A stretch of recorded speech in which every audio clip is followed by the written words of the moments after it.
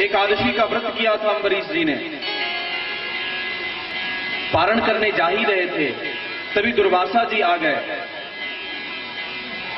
बहुत सुंदर स्वागत किया, सत्कार किया, बड़ी कृपा की आपने। आज द्वादशी है, आप प्रसाद पाएं। दुर्वासा ने कहा, अम्बरीश प्रसाद तो मैं पाऊंगा, पर अभी जरा स्नान और नित्य कर्म से निवृत्त होके आता हूं। स्नान करने के लिए गए, बहुत विलंब होने लगा। एकादशी का नियम है कि पारण द्वादशी में ही किया जाए। ब्राह्मणों ने कहा कि राजन, द्वादशी अब कुछ समय ही रह गई है, यदि आपने पारण नहीं किया तो व्रत खंडित होने का दोष लगेगा, व्रत का सारा फल समाप्त हो जाएगा। अम्बरीश ने कहा, लेकिन मैंने महात्मा को निमंत्रित किया है, बिना उन्हें पवाए, बिना उनको प्रसाद जिमाए हुए मैं तो प्रसाद नहीं पा सकता। ब्राह्मणों ने युक्ति निकाली, आप भगवान का चरणोदक पान कर लें, संत के अवज्ञा का दोष भी नहीं लगेगा और व्रत की भी पूर्णता हो जाएगी।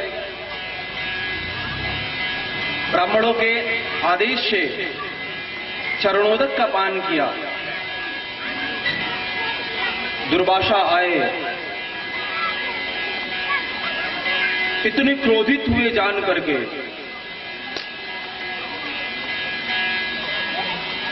एक महात्मा को निमंत्रित करके बिना उनको पवाए ही तुमने पा लिया।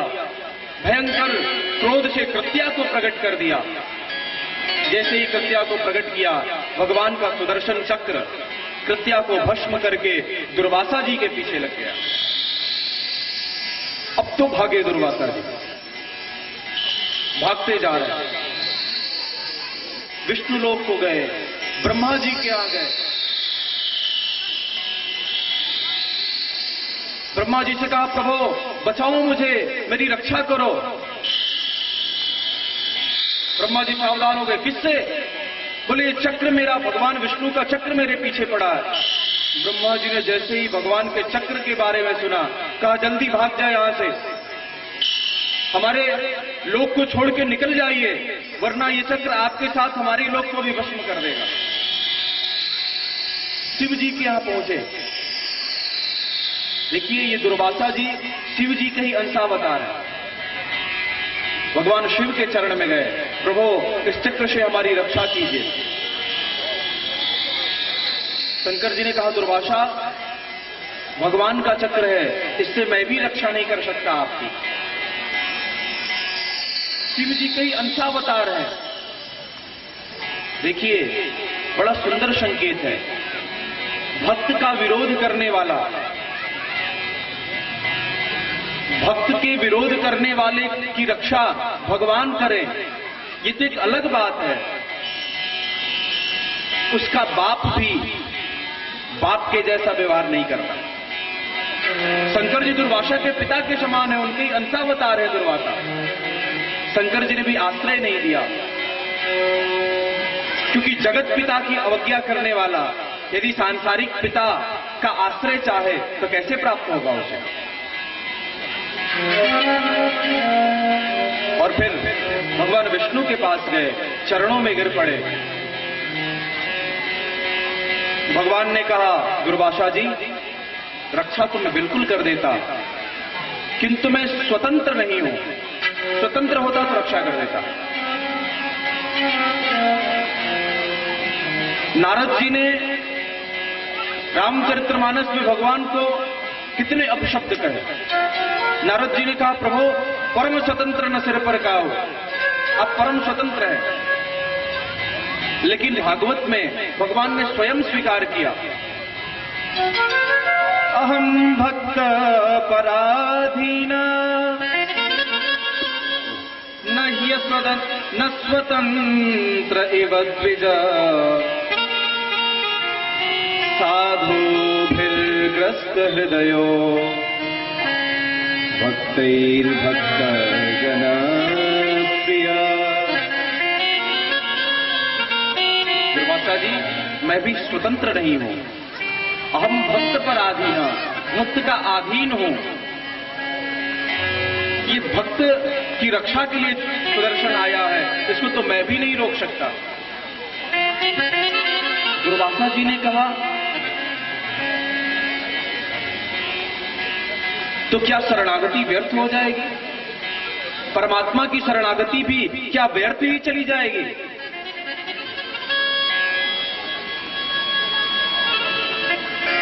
भगवान ने कहा, नहीं नहीं, तुमको उपाय बता देता हूं।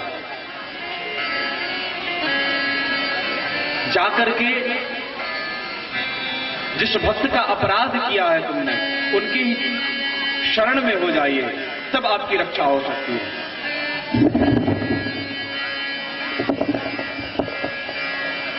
ताहि मान तजि नाई माथा, काल कर्म जीव जाके माथा। दुर्वासा जी भागे भागे अम्बरीश जी के यहां गए। एक साल तक उसी जगह पे खड़े होकर अम्बरीश जी प्रतीक्षा करते रहे। बहुत प्रकार से सुदर्शन को शांत करने का प्रयास किया, शांत नहीं हो रहा था। तब हाथ में अपने सारे पुण्यों को समर्पित कर दिया, तब भी शांत नहीं हुआ। तो कसम दी चक्र को, यदि नो भगवान प्रीता एकः सर्वगुणाश्रया, सर्वस्य आत्मभावेन द्विजो भवतु वेश्वर। यदि मैंने एकमात्र भगवान के चरणों में ही अपने मन को निश्चित रूप से लगाया हो, मैंने परमात्मा को छोड़ करके मन को कभी कहीं और भटकने न दिया हो, तो चक्र आप शांत हो जाइए। जब भगवान की कसम दी, चक्र तुरंत शांत हो गए। चरणों में गिर पड़े दुर्वासा जी। अहो अनंत दासानाम महत्वम अद्य दृष्टमे।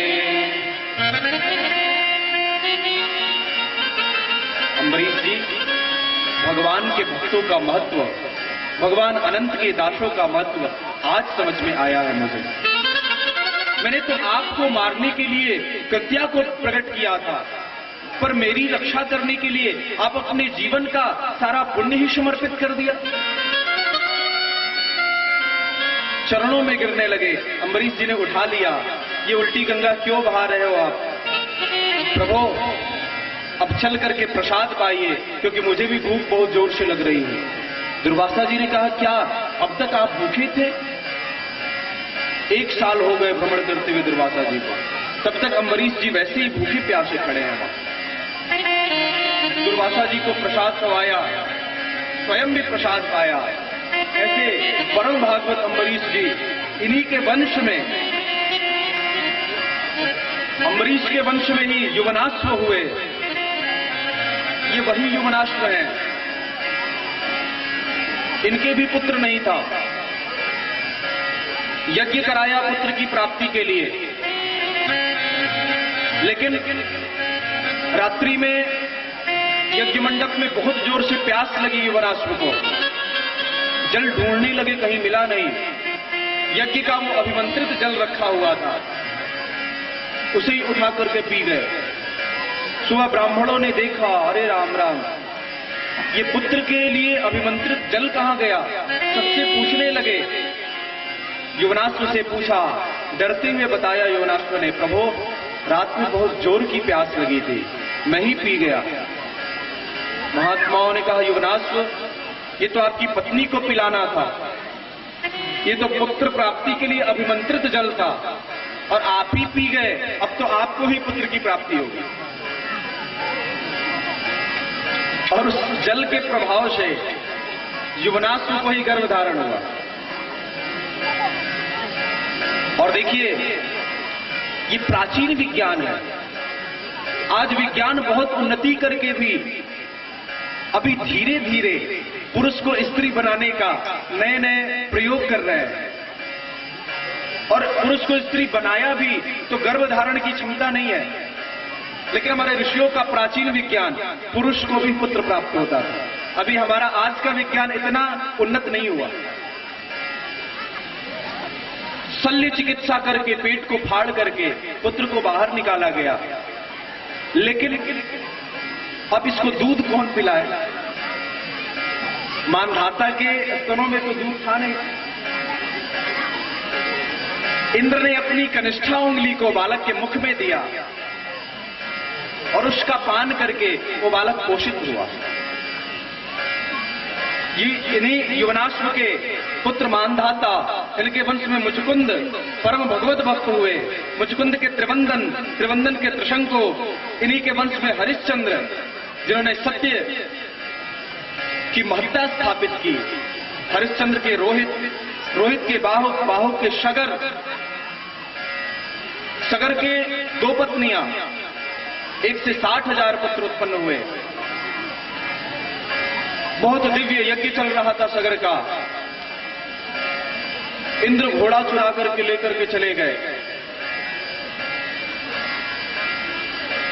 60,000 पुत्रों को घोड़े को खोजने के लिए आदेश किया सगर ने। घोड़े को ले जाकर के और कपिलाश्रम में बांध दिया इंद्र ने। सगर के पुत्र ढूंढते हुए गए, कपिलाश्रम में देखा, कपिल जी को ही भला बुरा कहने लगे। अरे ढोंगी बाबा को देखो, हमारे पिता का घोड़ा चुरा करके ले आया है और यहाँ घोड़े को बांध करके नेत्र बंद करके तपस्या करने का ढोंग करता है। कपिल जी के नेत्र खुल गए। जो दृष्टि पड़ी, जल करके 60,000 पुत्र भस्म हो गए।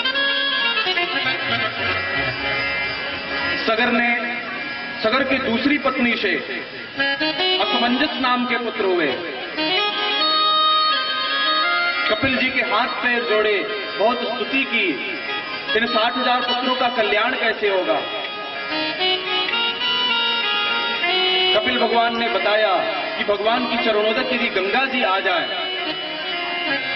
और इनके भस्मीभूत शरीर से उनका स्पर्श हो जाए तो इनका कल्याण हो सकता है। सगर के पुत्र असमंजस ने तपस्या की, नहीं ला पाए। असमंजस के पुत्र हुए अंशुमान, अंशुमान के दिलीप, इनके भगीरथ, और 4 पीढ़ियों से तपस्या करते करते तब जाके भगीरथ के तपस्या के प्रभाव से गंगा जी प्रसन्न हुई। मेरे वेग को रोकेगा कौन पृथ्वी पर? शंकर जी को प्रसन्न किया। भगवान भोले बाबा ने कहा कि ठीक है, मैं अपनी जटाओं में रोकूंगा। गंगा जी ब्रह्मलोक से उतरी, शंकर जी की जटाओं में विलीन हो गई। जटा से एक धारा निकाली शंकर जी ने, गंगोत्री से बहती हैं। रास्ते में जन्नू ऋषि के आश्रम को बहा ले गई। देखिए, अभी हम लोग थोड़ा समास विधि से कथा का श्रवण करेंगे। कथा अभी बहुत विस्तृत है, इसलिए थोड़े समास विधि से। जन्नू ऋषि के आश्रम को बहाया गंगा जी ने। जन्नू ने देखा, आचमन करके 3 आचमन में अंजलि लगा करके गंगा जी को ही पी गए। भगीरथ तो रोनी सूरत बना ली। प्रभु, 4 पीढ़ियों से तपस्या करते भय आ रहे, तब तो जाके कहीं गंगा जी उतरी थी और आपने 2 मिनट में वो पूरी मेहनत पी गए आप गंगा जी को। बहुत स्तुति की तो कान के द्वारा गंगा जी को वहां से प्रकट किया। जन्नू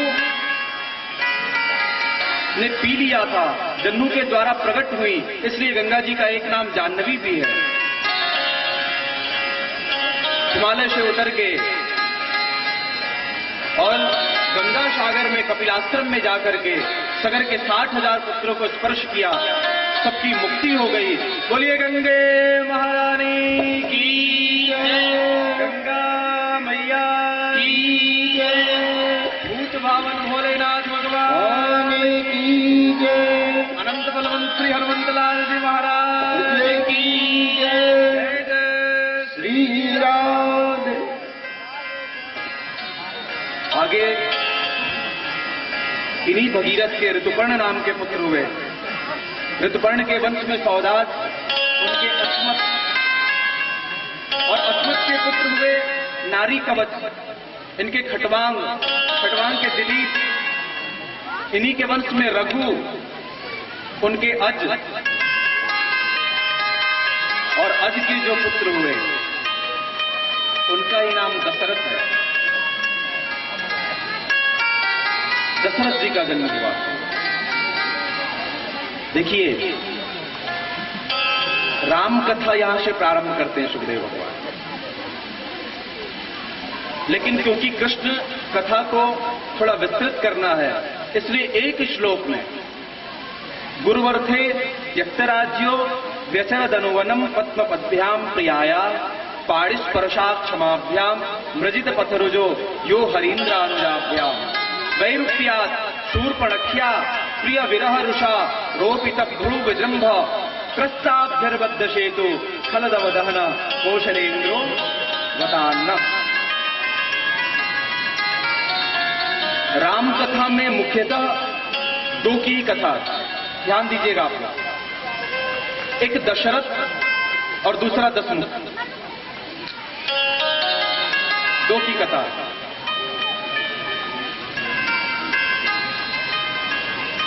अयोध्या के राजा हैं श्री दशरथ जी महाराज। अब चलिए पहले हम लोग थोड़ा अयोध्या में प्रवेश कर लें। एक बार अयोध्या में प्रवेश किए बिना राम जी के लीला चरित्रों का गायन और श्रवण कैसे हो पाएगा। चलिए अयोध्या चलते हैं। सीताराम जी की प्यारी राजधानी लागे, राजधानी लागे,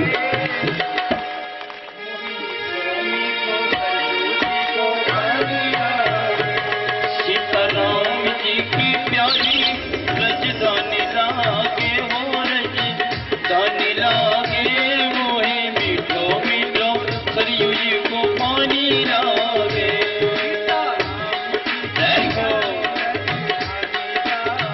सभी लोग तालियों की सेवा करते हुए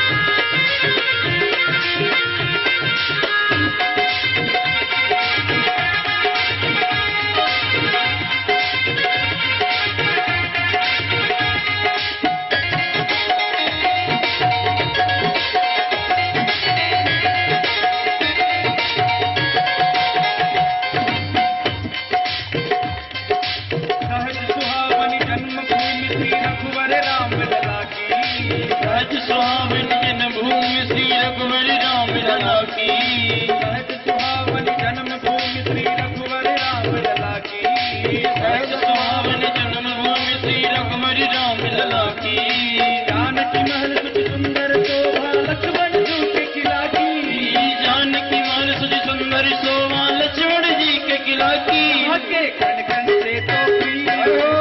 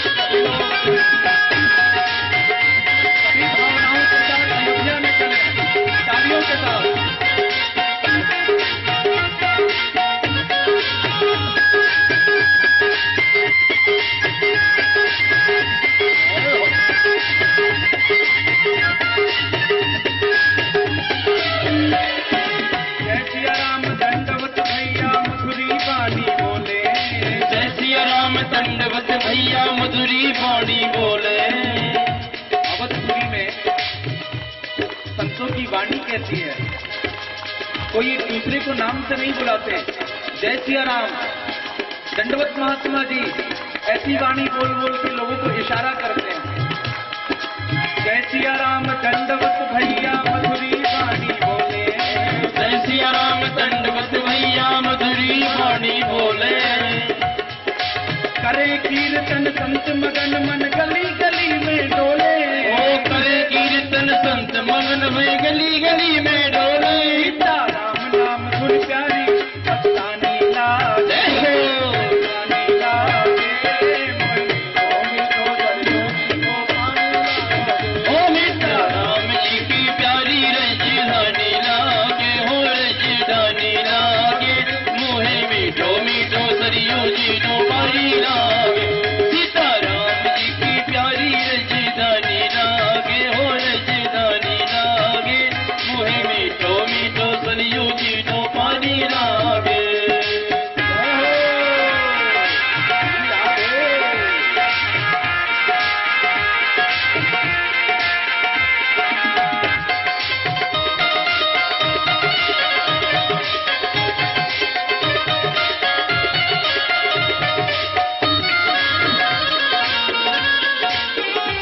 आपके साथ काय करेगा?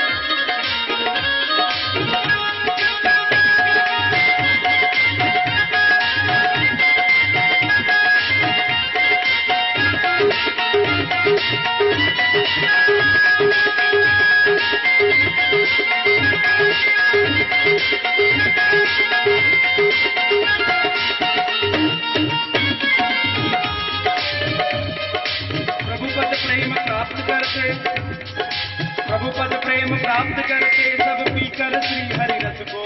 प्रभु पद प्रेम प्राप्त सब करके करके श्री हरि रस को। प्रभु पद प्रेम प्राप्त करते सब पीकर श्री हरि रस को। प्रभु पद प्रेम पी करके हरि रस को। जनवागी से रहे नित निर्भय फिकर कहो क्या उसको। जनवागी कर कहो क्या उसको। जिसको मात पिता, जिसको मात पिता रघुराज जिया महारानी लागे। रानी लागे मोहे मीठो मीठो सरियू जी नो पानी लागे।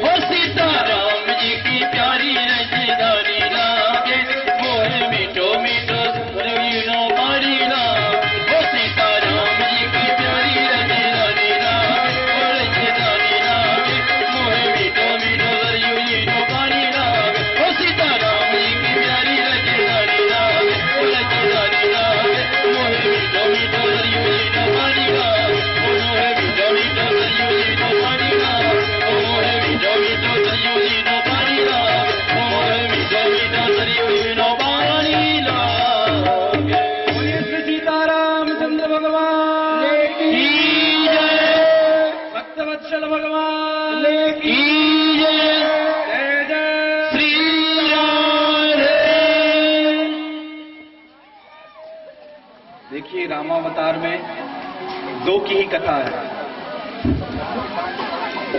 एक दशरथ की और एक दशमुख की। ध्यान देंगे आप लोग।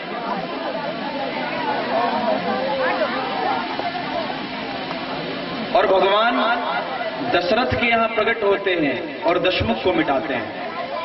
संकेत क्या है? दशरथ का तात्पर्य क्या है? जिसने अपने 5 ज्ञानेंद्रियां, 5 कर्मेंद्रियों को संयम के द्वारा अपना रथ बना रखा हो, जिस पर वे स्वयं आरूढ़ होते हो, जो उनके वश में हो, वो दशरथ है। और जिसने अपने 5 ज्ञानेंद्रियां और 5 कर्मेंद्रियों को 10 को भोगों का आनंद बना रखा हो, आनंद मतलब मुक्त होता है, इन 10 को जिसने भोगों के लिए आनंद बना रखा हो, वो दशानन है। भगवान भक्त के यहां प्रकट होते हैं और असंयम को मिटाते हैं, यही इसका संकेत है। राम जी का प्राकट्य होने वाला है, सो ये बैलून भी अभी से फूटने लगे। गोस्वामी जी ने बड़ा अद्भुत शब्द प्रयोग किया है दशरथ के लिए।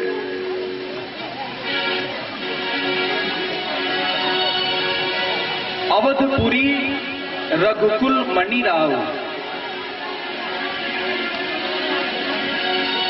शब्द शैली देखिए गोस्वामी जी। अवधपुरी रघुकुल मणि राव, वेद विदित तेहि दशरथ नाव। दशरथ जी को रघुकुल मणि कहा। दशरथ जी के वंश में और भी बहुत बड़े बड़े राजा हुए। राजा हरिश्चंद्र, सत्य की महत्ता स्थापित की जिन्होंने इस जीवन में। दिलीप, सेवा का महत्व प्रकट किया। भगीरथ, जिन्होंने गंगा को ही प्रकट कर दिया। रघु, जिसने दान का महत्व प्रकट किया। गोस्वामी जी से पूछा गया कि आपने दशरथ जी को ही क्यों रघुकुल मणि राव कहा? गोस्वामी जी ने कहा, किसी ने निश्चित रूप से सत्य को प्रकट किया हो, किसी ने दान को प्रकट किया हो, किसी ने गंगा को प्रकट किया हो, किसी ने सेवा का महत्व प्रकट किया हो, लेकिन दशरथ जी, इन्होंने तो साक्षात प्रभु श्री राम को ही प्रकट कर दिया। इसलिए अवधपुरी रघुकुल मणि राव। जिसके जीवन में कुल का मणि तो वही व्यक्ति है जिसके जीवन में भगवत प्राप्ति हो जाए। पैसा कमा लेने से कोई कुल का मणि नहीं हो सकता। बहुत बाहुबली हो जाने से कोई कुल का मणि हो जाए, ये बिल्कुल गलत बात है। कुल का मणि तो वही है जिसके जीवन में भगवत प्राप्ति हो जाए। और शायद इसीलिए गोस्वामी जी ने दशरथ जी को अवधपुरी रघुकुल मणि राव का। और देखिए, परमात्मा मिलते किसको है? दशरथ जी को प्राप्त हुए। दशरथ जी रहते कहां हैं? अवध में। ये अवध क्या है? बहुत संक्षेप में हम लोग रामचरित्र श्रवण करेंगे, सार थोड़ा सा सुन करके। और आज कृष्ण का जन्म करना है, समय बहुत कम है।